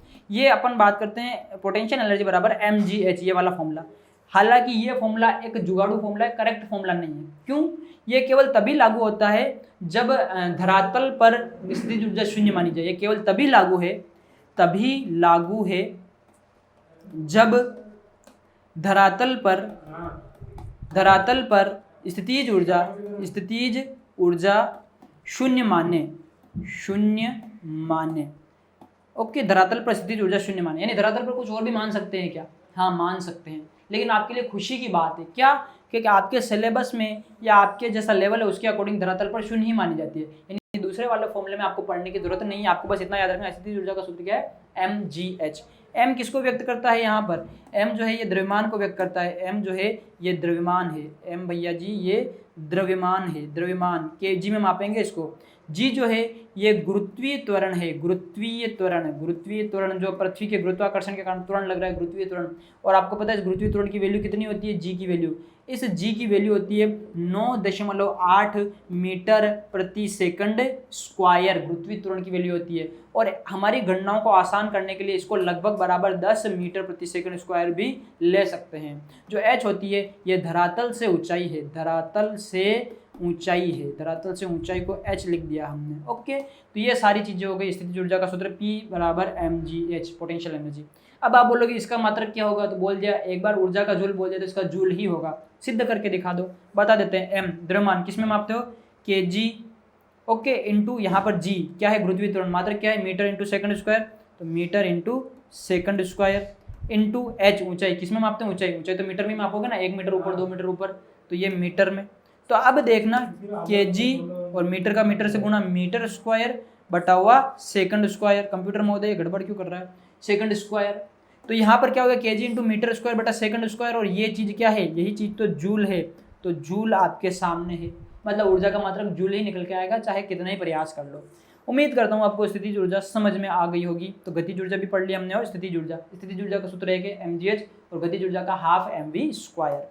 ऊर्जा के बाद अपन बात करते हैं ऊर्जा जो होती है ऊर्जा संरक्षण के नियम की।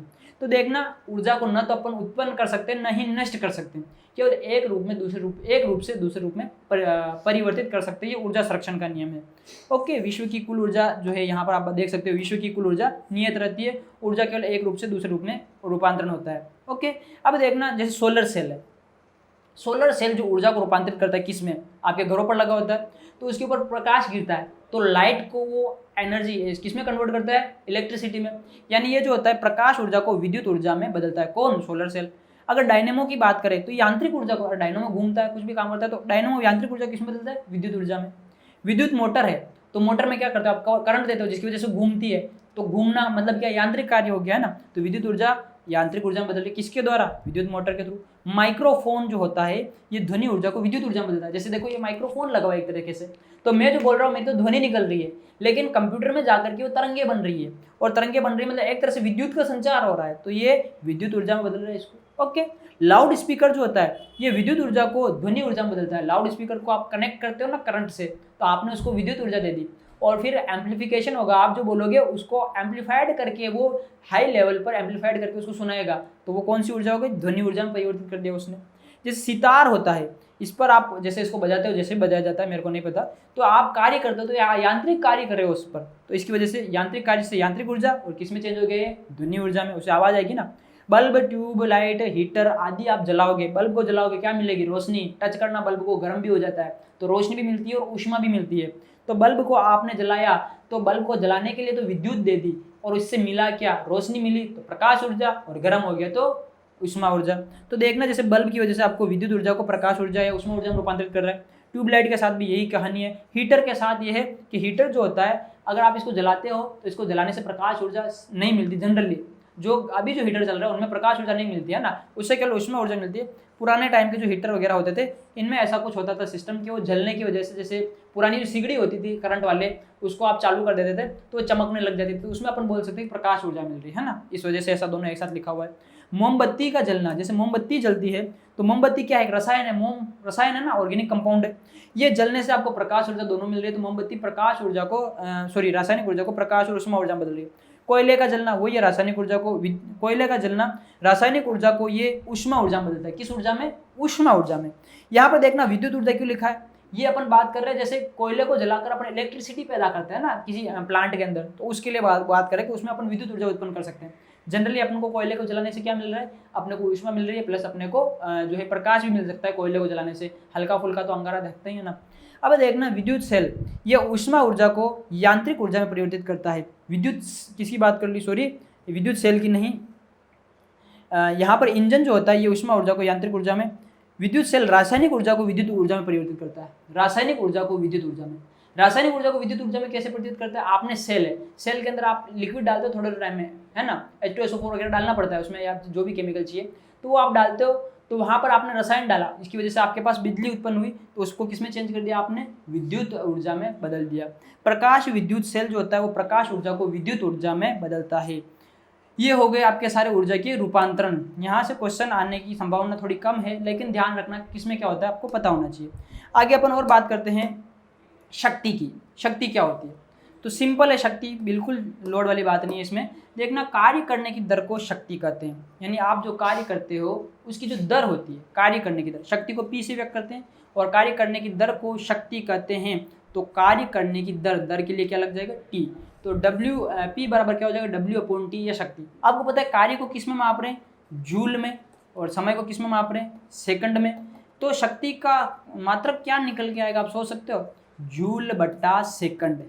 ओके, बिल्कुल ईजी है। शक्ति का मात्रक क्या होता है, जूल बटा सेकंड। ये नहीं बोलना चाहते तो वाट बोल दो, यही चीज़ क्या होती है, वाट। शक्ति को कैसे मापते हैं, वाट से व्यक्त करते हैं। इसका मात्रक वाट होता है, जो किसके बराबर होता है, जूल बटा सेकंड के बराबर होता है। आपको अगर फॉर्मूला ध्यान में या परिभाषा ध्यान में, आप किसी का भी मात्रक निकाल सकते हो, बस थोड़ा सा आपका बेसिक कंसेप्ट क्लियर होना चाहिए। इसके बाद देखना नेक्स्ट अपन जो बात करते हैं कि ये जो वाट होता है ना, छोटा मात्रक है। अगर बड़ी बड़ी मशीनों की बात की जाए तो वहाँ पर वाट काम में नहीं आता, वहाँ पर हॉर्स पावर काम में आता है ना। तो जैसे एक HP की बात कर ले, HP का मतलब हॉर्स पावर। एक HP के अंदर कितने वाट होते हैं, तो 746 वाट होते हैं। एक HP में कितने वाट होते हैं, 746 वाट। इसी तरह से अपन किलो वाट की बात कर ले, तो किलो वाट। एक और चीज़ समझना, यहाँ पर जैसे आपको इस फॉर्मूले को देख सकते हो, इस फॉर्मूले में आप देख रहे हो P बराबर क्या है, P बराबर W/T। यहाँ से अगर W की बात करें तो W बराबर क्या होगा, P × T, यही होगा, W बराबर P × T। W क्या है, कार्य, इसको कैसे माप रहे हैं, जूल से। और P क्या है, P जो है ना आपका, ये P क्या है, पावर है। अब देखना कार्य को जूल से माप रहे, तो इस सेकंड को उधर ले जाओ, तो ये क्या हो जाएगा वाट इंटू सेकंड। तो जूल जो होता है ये वाट इंटू सेकंड भी हो सकता है अगर घुमा फिरा के पूछा जाए क्वेश्चन तो। ओके, तो आपको ये ध्यान रखना है। और ये जो है जूल किसका मात्रक है, ऊर्जा का मात्रक है, यानी ऊर्जा को वाट इंटू सेकंड भी लिखा जा सकता है। हालांकि इतने घुमा के क्वेश्चन बनाए नहीं जाते राजस्थान पुलिस में तो, लेकिन फिर भी अपने को कंसेप्ट क्लियर होने चाहिए। ओके, जैसे वो पूछा जाता है कि वो watt hour, kilowatt hour, तो वाट आवर तो क्या होता है, वाट तो वही है और हावर का मतलब घंटा, तो ये वाट तो 1 वाट इंटू 1 आवर, आवर का मतलब घंटा, तो 1 घंटे में 60 मिनट और 1 मिनट में 60 सेकंड, तो ये हो गया 3600। 1 वाट आवर में कितना हो गया, 3600 जूल हो गया। अब देखना जैसे किलो वाट आवर बोल दे, किलो वाट आवर, तो इसमें क्या होगा 1 किलो वाट, तो 1 किलो के अंदर 1000 वाट। ओके, इंटू 60, तो ये आप देखोगे तो 3600 और 3 जीरो इधर, तो 3.6 इंटू, ये काम क्यों नहीं कर रहा है कंप्यूटर महोदय, 3 जो मैं बता रहा था 1 किलो वाट आवर, तो ये हो जाएगा 3600 इंटू, इसको और 1000 करना पड़ेगा, तो ये हो जाएगा 3.6 इंटू 10 की घात 6 जूल। ये ध्यान रखना आपको, किलो वाट आवर में 3.6 इंटू 10 की घात 6 जूल होते हैं। ये हो गई शक्ति की बातें। आइए, हमने ये सारी चीज़ें तो सीख ली। जो मेन क्वेश्चन बनते हैं आपको कल को पूछ ले, शक्ति अदिश राशि की सदिश राशि, तो सामान्य सी बात है, ऊर्जा की बातें हो रही, ऊर्जा अदिश, कार्य अदिश, तो शक्ति भी अदिश राशि ही होगी। आगे देखते हैं, इसके ऊपर 1-2 क्वेश्चन ट्राई कर लेते हैं ताकि आत्मा को संतुष्टि मिल जाए। पहला क्वेश्चन आपके कंप्यूटर स्क्रीन पर ये रहा, किसी कण का द्रव्यमान नियत रखते हुए वेग दुगना कर दिया जाए तो गतिज ऊर्जा पर क्या प्रभाव पड़ेगा। ऑप्शन नंबर आधी हो जाएगी, दुगनी हो जाएगी, इस तरह से आपको ऑप्शन मिल जाएंगे। तो अपन देखते हैं, अपन क्या जानते हैं, यहाँ पर बात किसी की, द्रव्यमान की, यानी कि m की बात की, नियत रखते हुए वेग को दुगना कर दिया जाए यानी v की बात की, तो गतिज ऊर्जा पर क्या प्रभाव पड़ेगा यानी कि k की बात की। तो अपन k v m का कोई संबंध जानते हैं, गतिज ऊर्जा का ऐसा कोई सूत्र जानते हैं जिसमें ये दोनों आते हो, बिल्कुल जानते हैं भैया, k बराबर हाफ mv² गतिज ऊर्जा का सूत्र है। ओके, कोई डाउट नहीं। अब देखना क्या बोल रहा है, ये बोल रहा है कि किसी का द्रव्यमान नियत रखते हुए, नियत का मतलब बदलना नहीं है, चेंज नहीं करना है, नो चेंजेस, यानी द्रव्यमान में कोई चेंजिंग नहीं करनी है। अगर द्रव्यमान में चेंजिंग नहीं करनी है इसका मतलब ये चीज़ तो क्या है, नियत गोले में बंद कर दिया। वेग को कितना कर दिया जाए, दुगना कर दिया जाए, तो वेग को दुगना कर दिया, गतिज ऊर्जा पर क्या प्रभाव पड़ेगा। देखो वेग के साथ छेड़छाड़ करनी है और इसमें क्या हो रहा है वो देखना है, लेकिन आपको ध्यान रखना है कि इसके साथ कुछ नहीं किया जा रहा। तो k किसके समानुपाती हो गया, v² के समानुपाती। m को नियत मान लिया, 1/2 पहले से ही नियत था, तो k समानुपाती v²। अब v जो है, v को कितना कर दिया, वेग को, देखो वेग को कितना कर दिया, दुगना, तो v को आपने कर दिया दुगना। अब इस v के सर पे क्या लगा हुआ है, स्क्वायर, तो यहाँ पर सर पर क्या लगा दिया, स्क्वायर। अब 2 का स्क्वायर कितना होता है, 4, तो गतिज ऊर्जा कितने गुना हो जाएगी, 4 गुना हो जाएगी। सिंपल है, मैं ट्रिक से बताऊँ डायरेक्ट, वो लंबा चौड़ा वाला तरीका बताऊंगा तो आपके ये इसमें जो ना कंप्यूटर स्क्रीन पे इतना आ नहीं पाएगा, 2 बार काटना पड़ेगा, और आ भी गया तो भी उससे मतलब नहीं, उसको आपको एग्जाम में करना नहीं है। क्रैश कोर्स कर रहे हैं, एग्जाम में कैसे करना है वो स्ट्रेटजी बता रहा हूँ। क्लासरूम होती, एकेडमिक कोर्स होता तो आपको पूरा तरीका बताता। ओके, अब देखना सिंपल सी बात है, यहाँ पर वेग को दुगना करना है, तो 2 का स्क्वायर कितना हो गया, 4। कल को बोल दे वेग को तिगना करो, तो 3 का स्क्वायर 9 हो जाता। ओके, इस तरह से आप सारे क्वेश्चन ट्रिकी मेथड से सोल्व कर सकते हो। ये हो गया आपके पहले क्वेश्चन का आंसर। अगला क्वेश्चन आपकी कंप्यूटर स्क्रीन पर ये रहा, हाँ, किसी कण का द्रव्यमान आधा कर दिया जाए, यानी द्रव्यमान की बात कर ली, संवेग दुगना कर दिया जाए यानी p की बात कर ली, तो गतिज ऊर्जा पर क्या प्रभाव पड़ेगा। अब ऐसा क्वेश्चन अगर जब तक मैंने आपको अभी थोड़ी देर पहले क्लास में बताया था, अगर ये न बताया होता तो ये क्वेश्चन आपके लिए बहुत ही घातक जानलेवा हो सकता था। क्यों? क्योंकि आप तो जानते हो भैया k बराबर हाफ mv², और इस फॉर्मूले के अंदर तो p की कोई बातें नहीं हो रही, तो फिर आप देखते p बराबर mv, फिर इसमें से कुछ निकालते, फिर इसमें ला के रखते और बहुत सारी खिचड़ी पक जाती। लेकिन अब आपने हमारी क्लास प्रॉपर ले ली है तो आपको ये सारे जोल जाल में पढ़ने की जरूरत नहीं है। क्यों नहीं है, किसकी किसकी बातें हो गई ये देख लो एक बार। बातें कौन कौन सी कर ली, बातें कर ली m की, बातें कर ली p की, और बातें करनी है k की, यानी k, p और m। ऐसा कोई फॉर्मूला बताया जिसमें तीनों आ रहे हो, तो अभी तो बताया था कौन सा, काइनेटिक एनर्जी के 3 फॉर्मूले बताए थे, बोला जड़ी बूटी रख लो, k बराबर p²/2m, ये जस्ट फॉर्मूला बताया था थोड़ी देर पहले गतिज ऊर्जा में। ओके, तो यहाँ पर किसको चेंज कर रहा है, द्रव्यमान को चेंज कर रहा है, और संवेग को दुगना वगैरह जो भी कर रहा है चेंज कर रहा है, इस पर प्रभाव देख रहा है। तो यहाँ पर अपन कह सकते हैं k किसके समानुपाती है, p²/2m के समानुपाती है। ओके, समानुपाती, डायरेक्ट समानुपाती खेलना है। अब देखो यहाँ पर द्रव्यमान को कितना कर दिया, आधा, यानी m को कितना कर दिया, आधा, आधा बोले तो 1/2, और संवेग को कितना कर दिया, देखो दुगना, दुगना बोले तो 2। अब दुगने के यहाँ पे संवेग के सर पे क्या लगा हुआ है, स्क्वायर लगा हुआ है, तो ये लगा दिया स्क्वायर। तो देखो इसका स्क्वायर है स्क्वायर है तो कितना हो गया ये 4, 2 का स्क्वायर 4, और इसके अपोन में कितना रहा 1/2, ये पलट के ऊपर चला जाएगा तो इंटू 2 तो कितना हो गया 8। यानी किसी कण का द्रव्यमान आधा करते संवेग दोगुना करते तो गतिज ऊर्जा 8 गुना हो जाएगी। ट्रिकी मेथड है, इसी से सोल्व करो, कभी कंफ्यूज नहीं होगे। ओके, और भी समझाते अगर टाइम होता तो, लेकिन हाल फिलहाल समय इसकी इजाज़त नहीं देता। अगला क्वेश्चन देखते हैं तो हाँ, किसी वस्तु पर बल आरोपित करने पर बल की दिशा में जो है, मान लो किसी वस्तु पर 10 न्यूटन का बल आरोपित कर दिया, तो बल आरोपित करने पर बल की दिशा में 5 मीटर विस्थापन होता है, तो कार्य की गणना कीजिए। ये क्वेश्चन शायद कंप्लीट नहीं कर पाए कंप्यूटर महोदय, सोल्व करते हैं इसको। देखना क्या निकालना है अपने को, कार्य Fs कोस थीटा, ये फॉर्मूला सिखाया था आपको। यहाँ पर कोई वैल्यू नहीं दी है तो थीटा 0 मानना है। अगर आप थीटा 0 मानते हो तो कोस 0 की वैल्यू 1 होती है, यानी अब आपको W बराबर Fs ही ध्यान रखना है। ओके, तो W बराबर Fs, W बराबर F कितना है 10 न्यूटन का बल दिया है तो 10 इंटू इसी दिशा में कितना विस्थापन हुआ है, यहाँ पर 5 मीटर विस्थापन, तो ये रहा 5, 10 इंटू 5 कितना हो गया 50, और कार्य किस में मापेंगे जूल में, तो 50 जूल कार्य हो गया। ओके, इस तरह से। दूसरी बात देखना, आरोपित बल की दिशा में, यानी ये बल और इसी की दिशा में, तो इन दोनों का कोण 0 है, तो वैसे ही नॉन है का कोण 0 डिग्री है। ओके, हाँ, ये हो गई भैया जी आपके 2 चैप्टर्स कंप्लीट। कौन कौन सा चैप्टर कंप्लीट हुआ, न्यूटन की गति के नियम कंप्लीट हो गया, और इसी के साथ आपका कार्य, शक्ति, ऊर्जा, ये वाला चैप्टर भी कंप्लीट हो गया। 2 चैप्टर कंप्लीट। इन 2 चैप्टर के आपको टेस्ट सीरीज में टेस्ट मिल जाएंगे, तो टेस्ट आपको देने हैं, आपको क्वेश्चन मिल जाएगा, और पीडीएफ के रूप में आगे इनके नोट्स चाहो तो नोट्स भी आपको पीडीएफ के रूप में अवेलेबल हो जाएंगे। आप हमारे टेलीग्राम चैनल से हमसे जुड़ सकते हैं, इसका डिस्क्रिप्शन जो है आपको लिंक डिस्क्रिप्शन में मिल जाएगा। मिलते हैं अगली क्लास में, क्रैश कोर्स में, इसी में अगला कोई टॉपिक लेंगे जिसको अपन कम समय में ज़्यादा टॉपिक को कंप्लीट करेंगे। तब तक के लिए जय हिंद और जय भारत।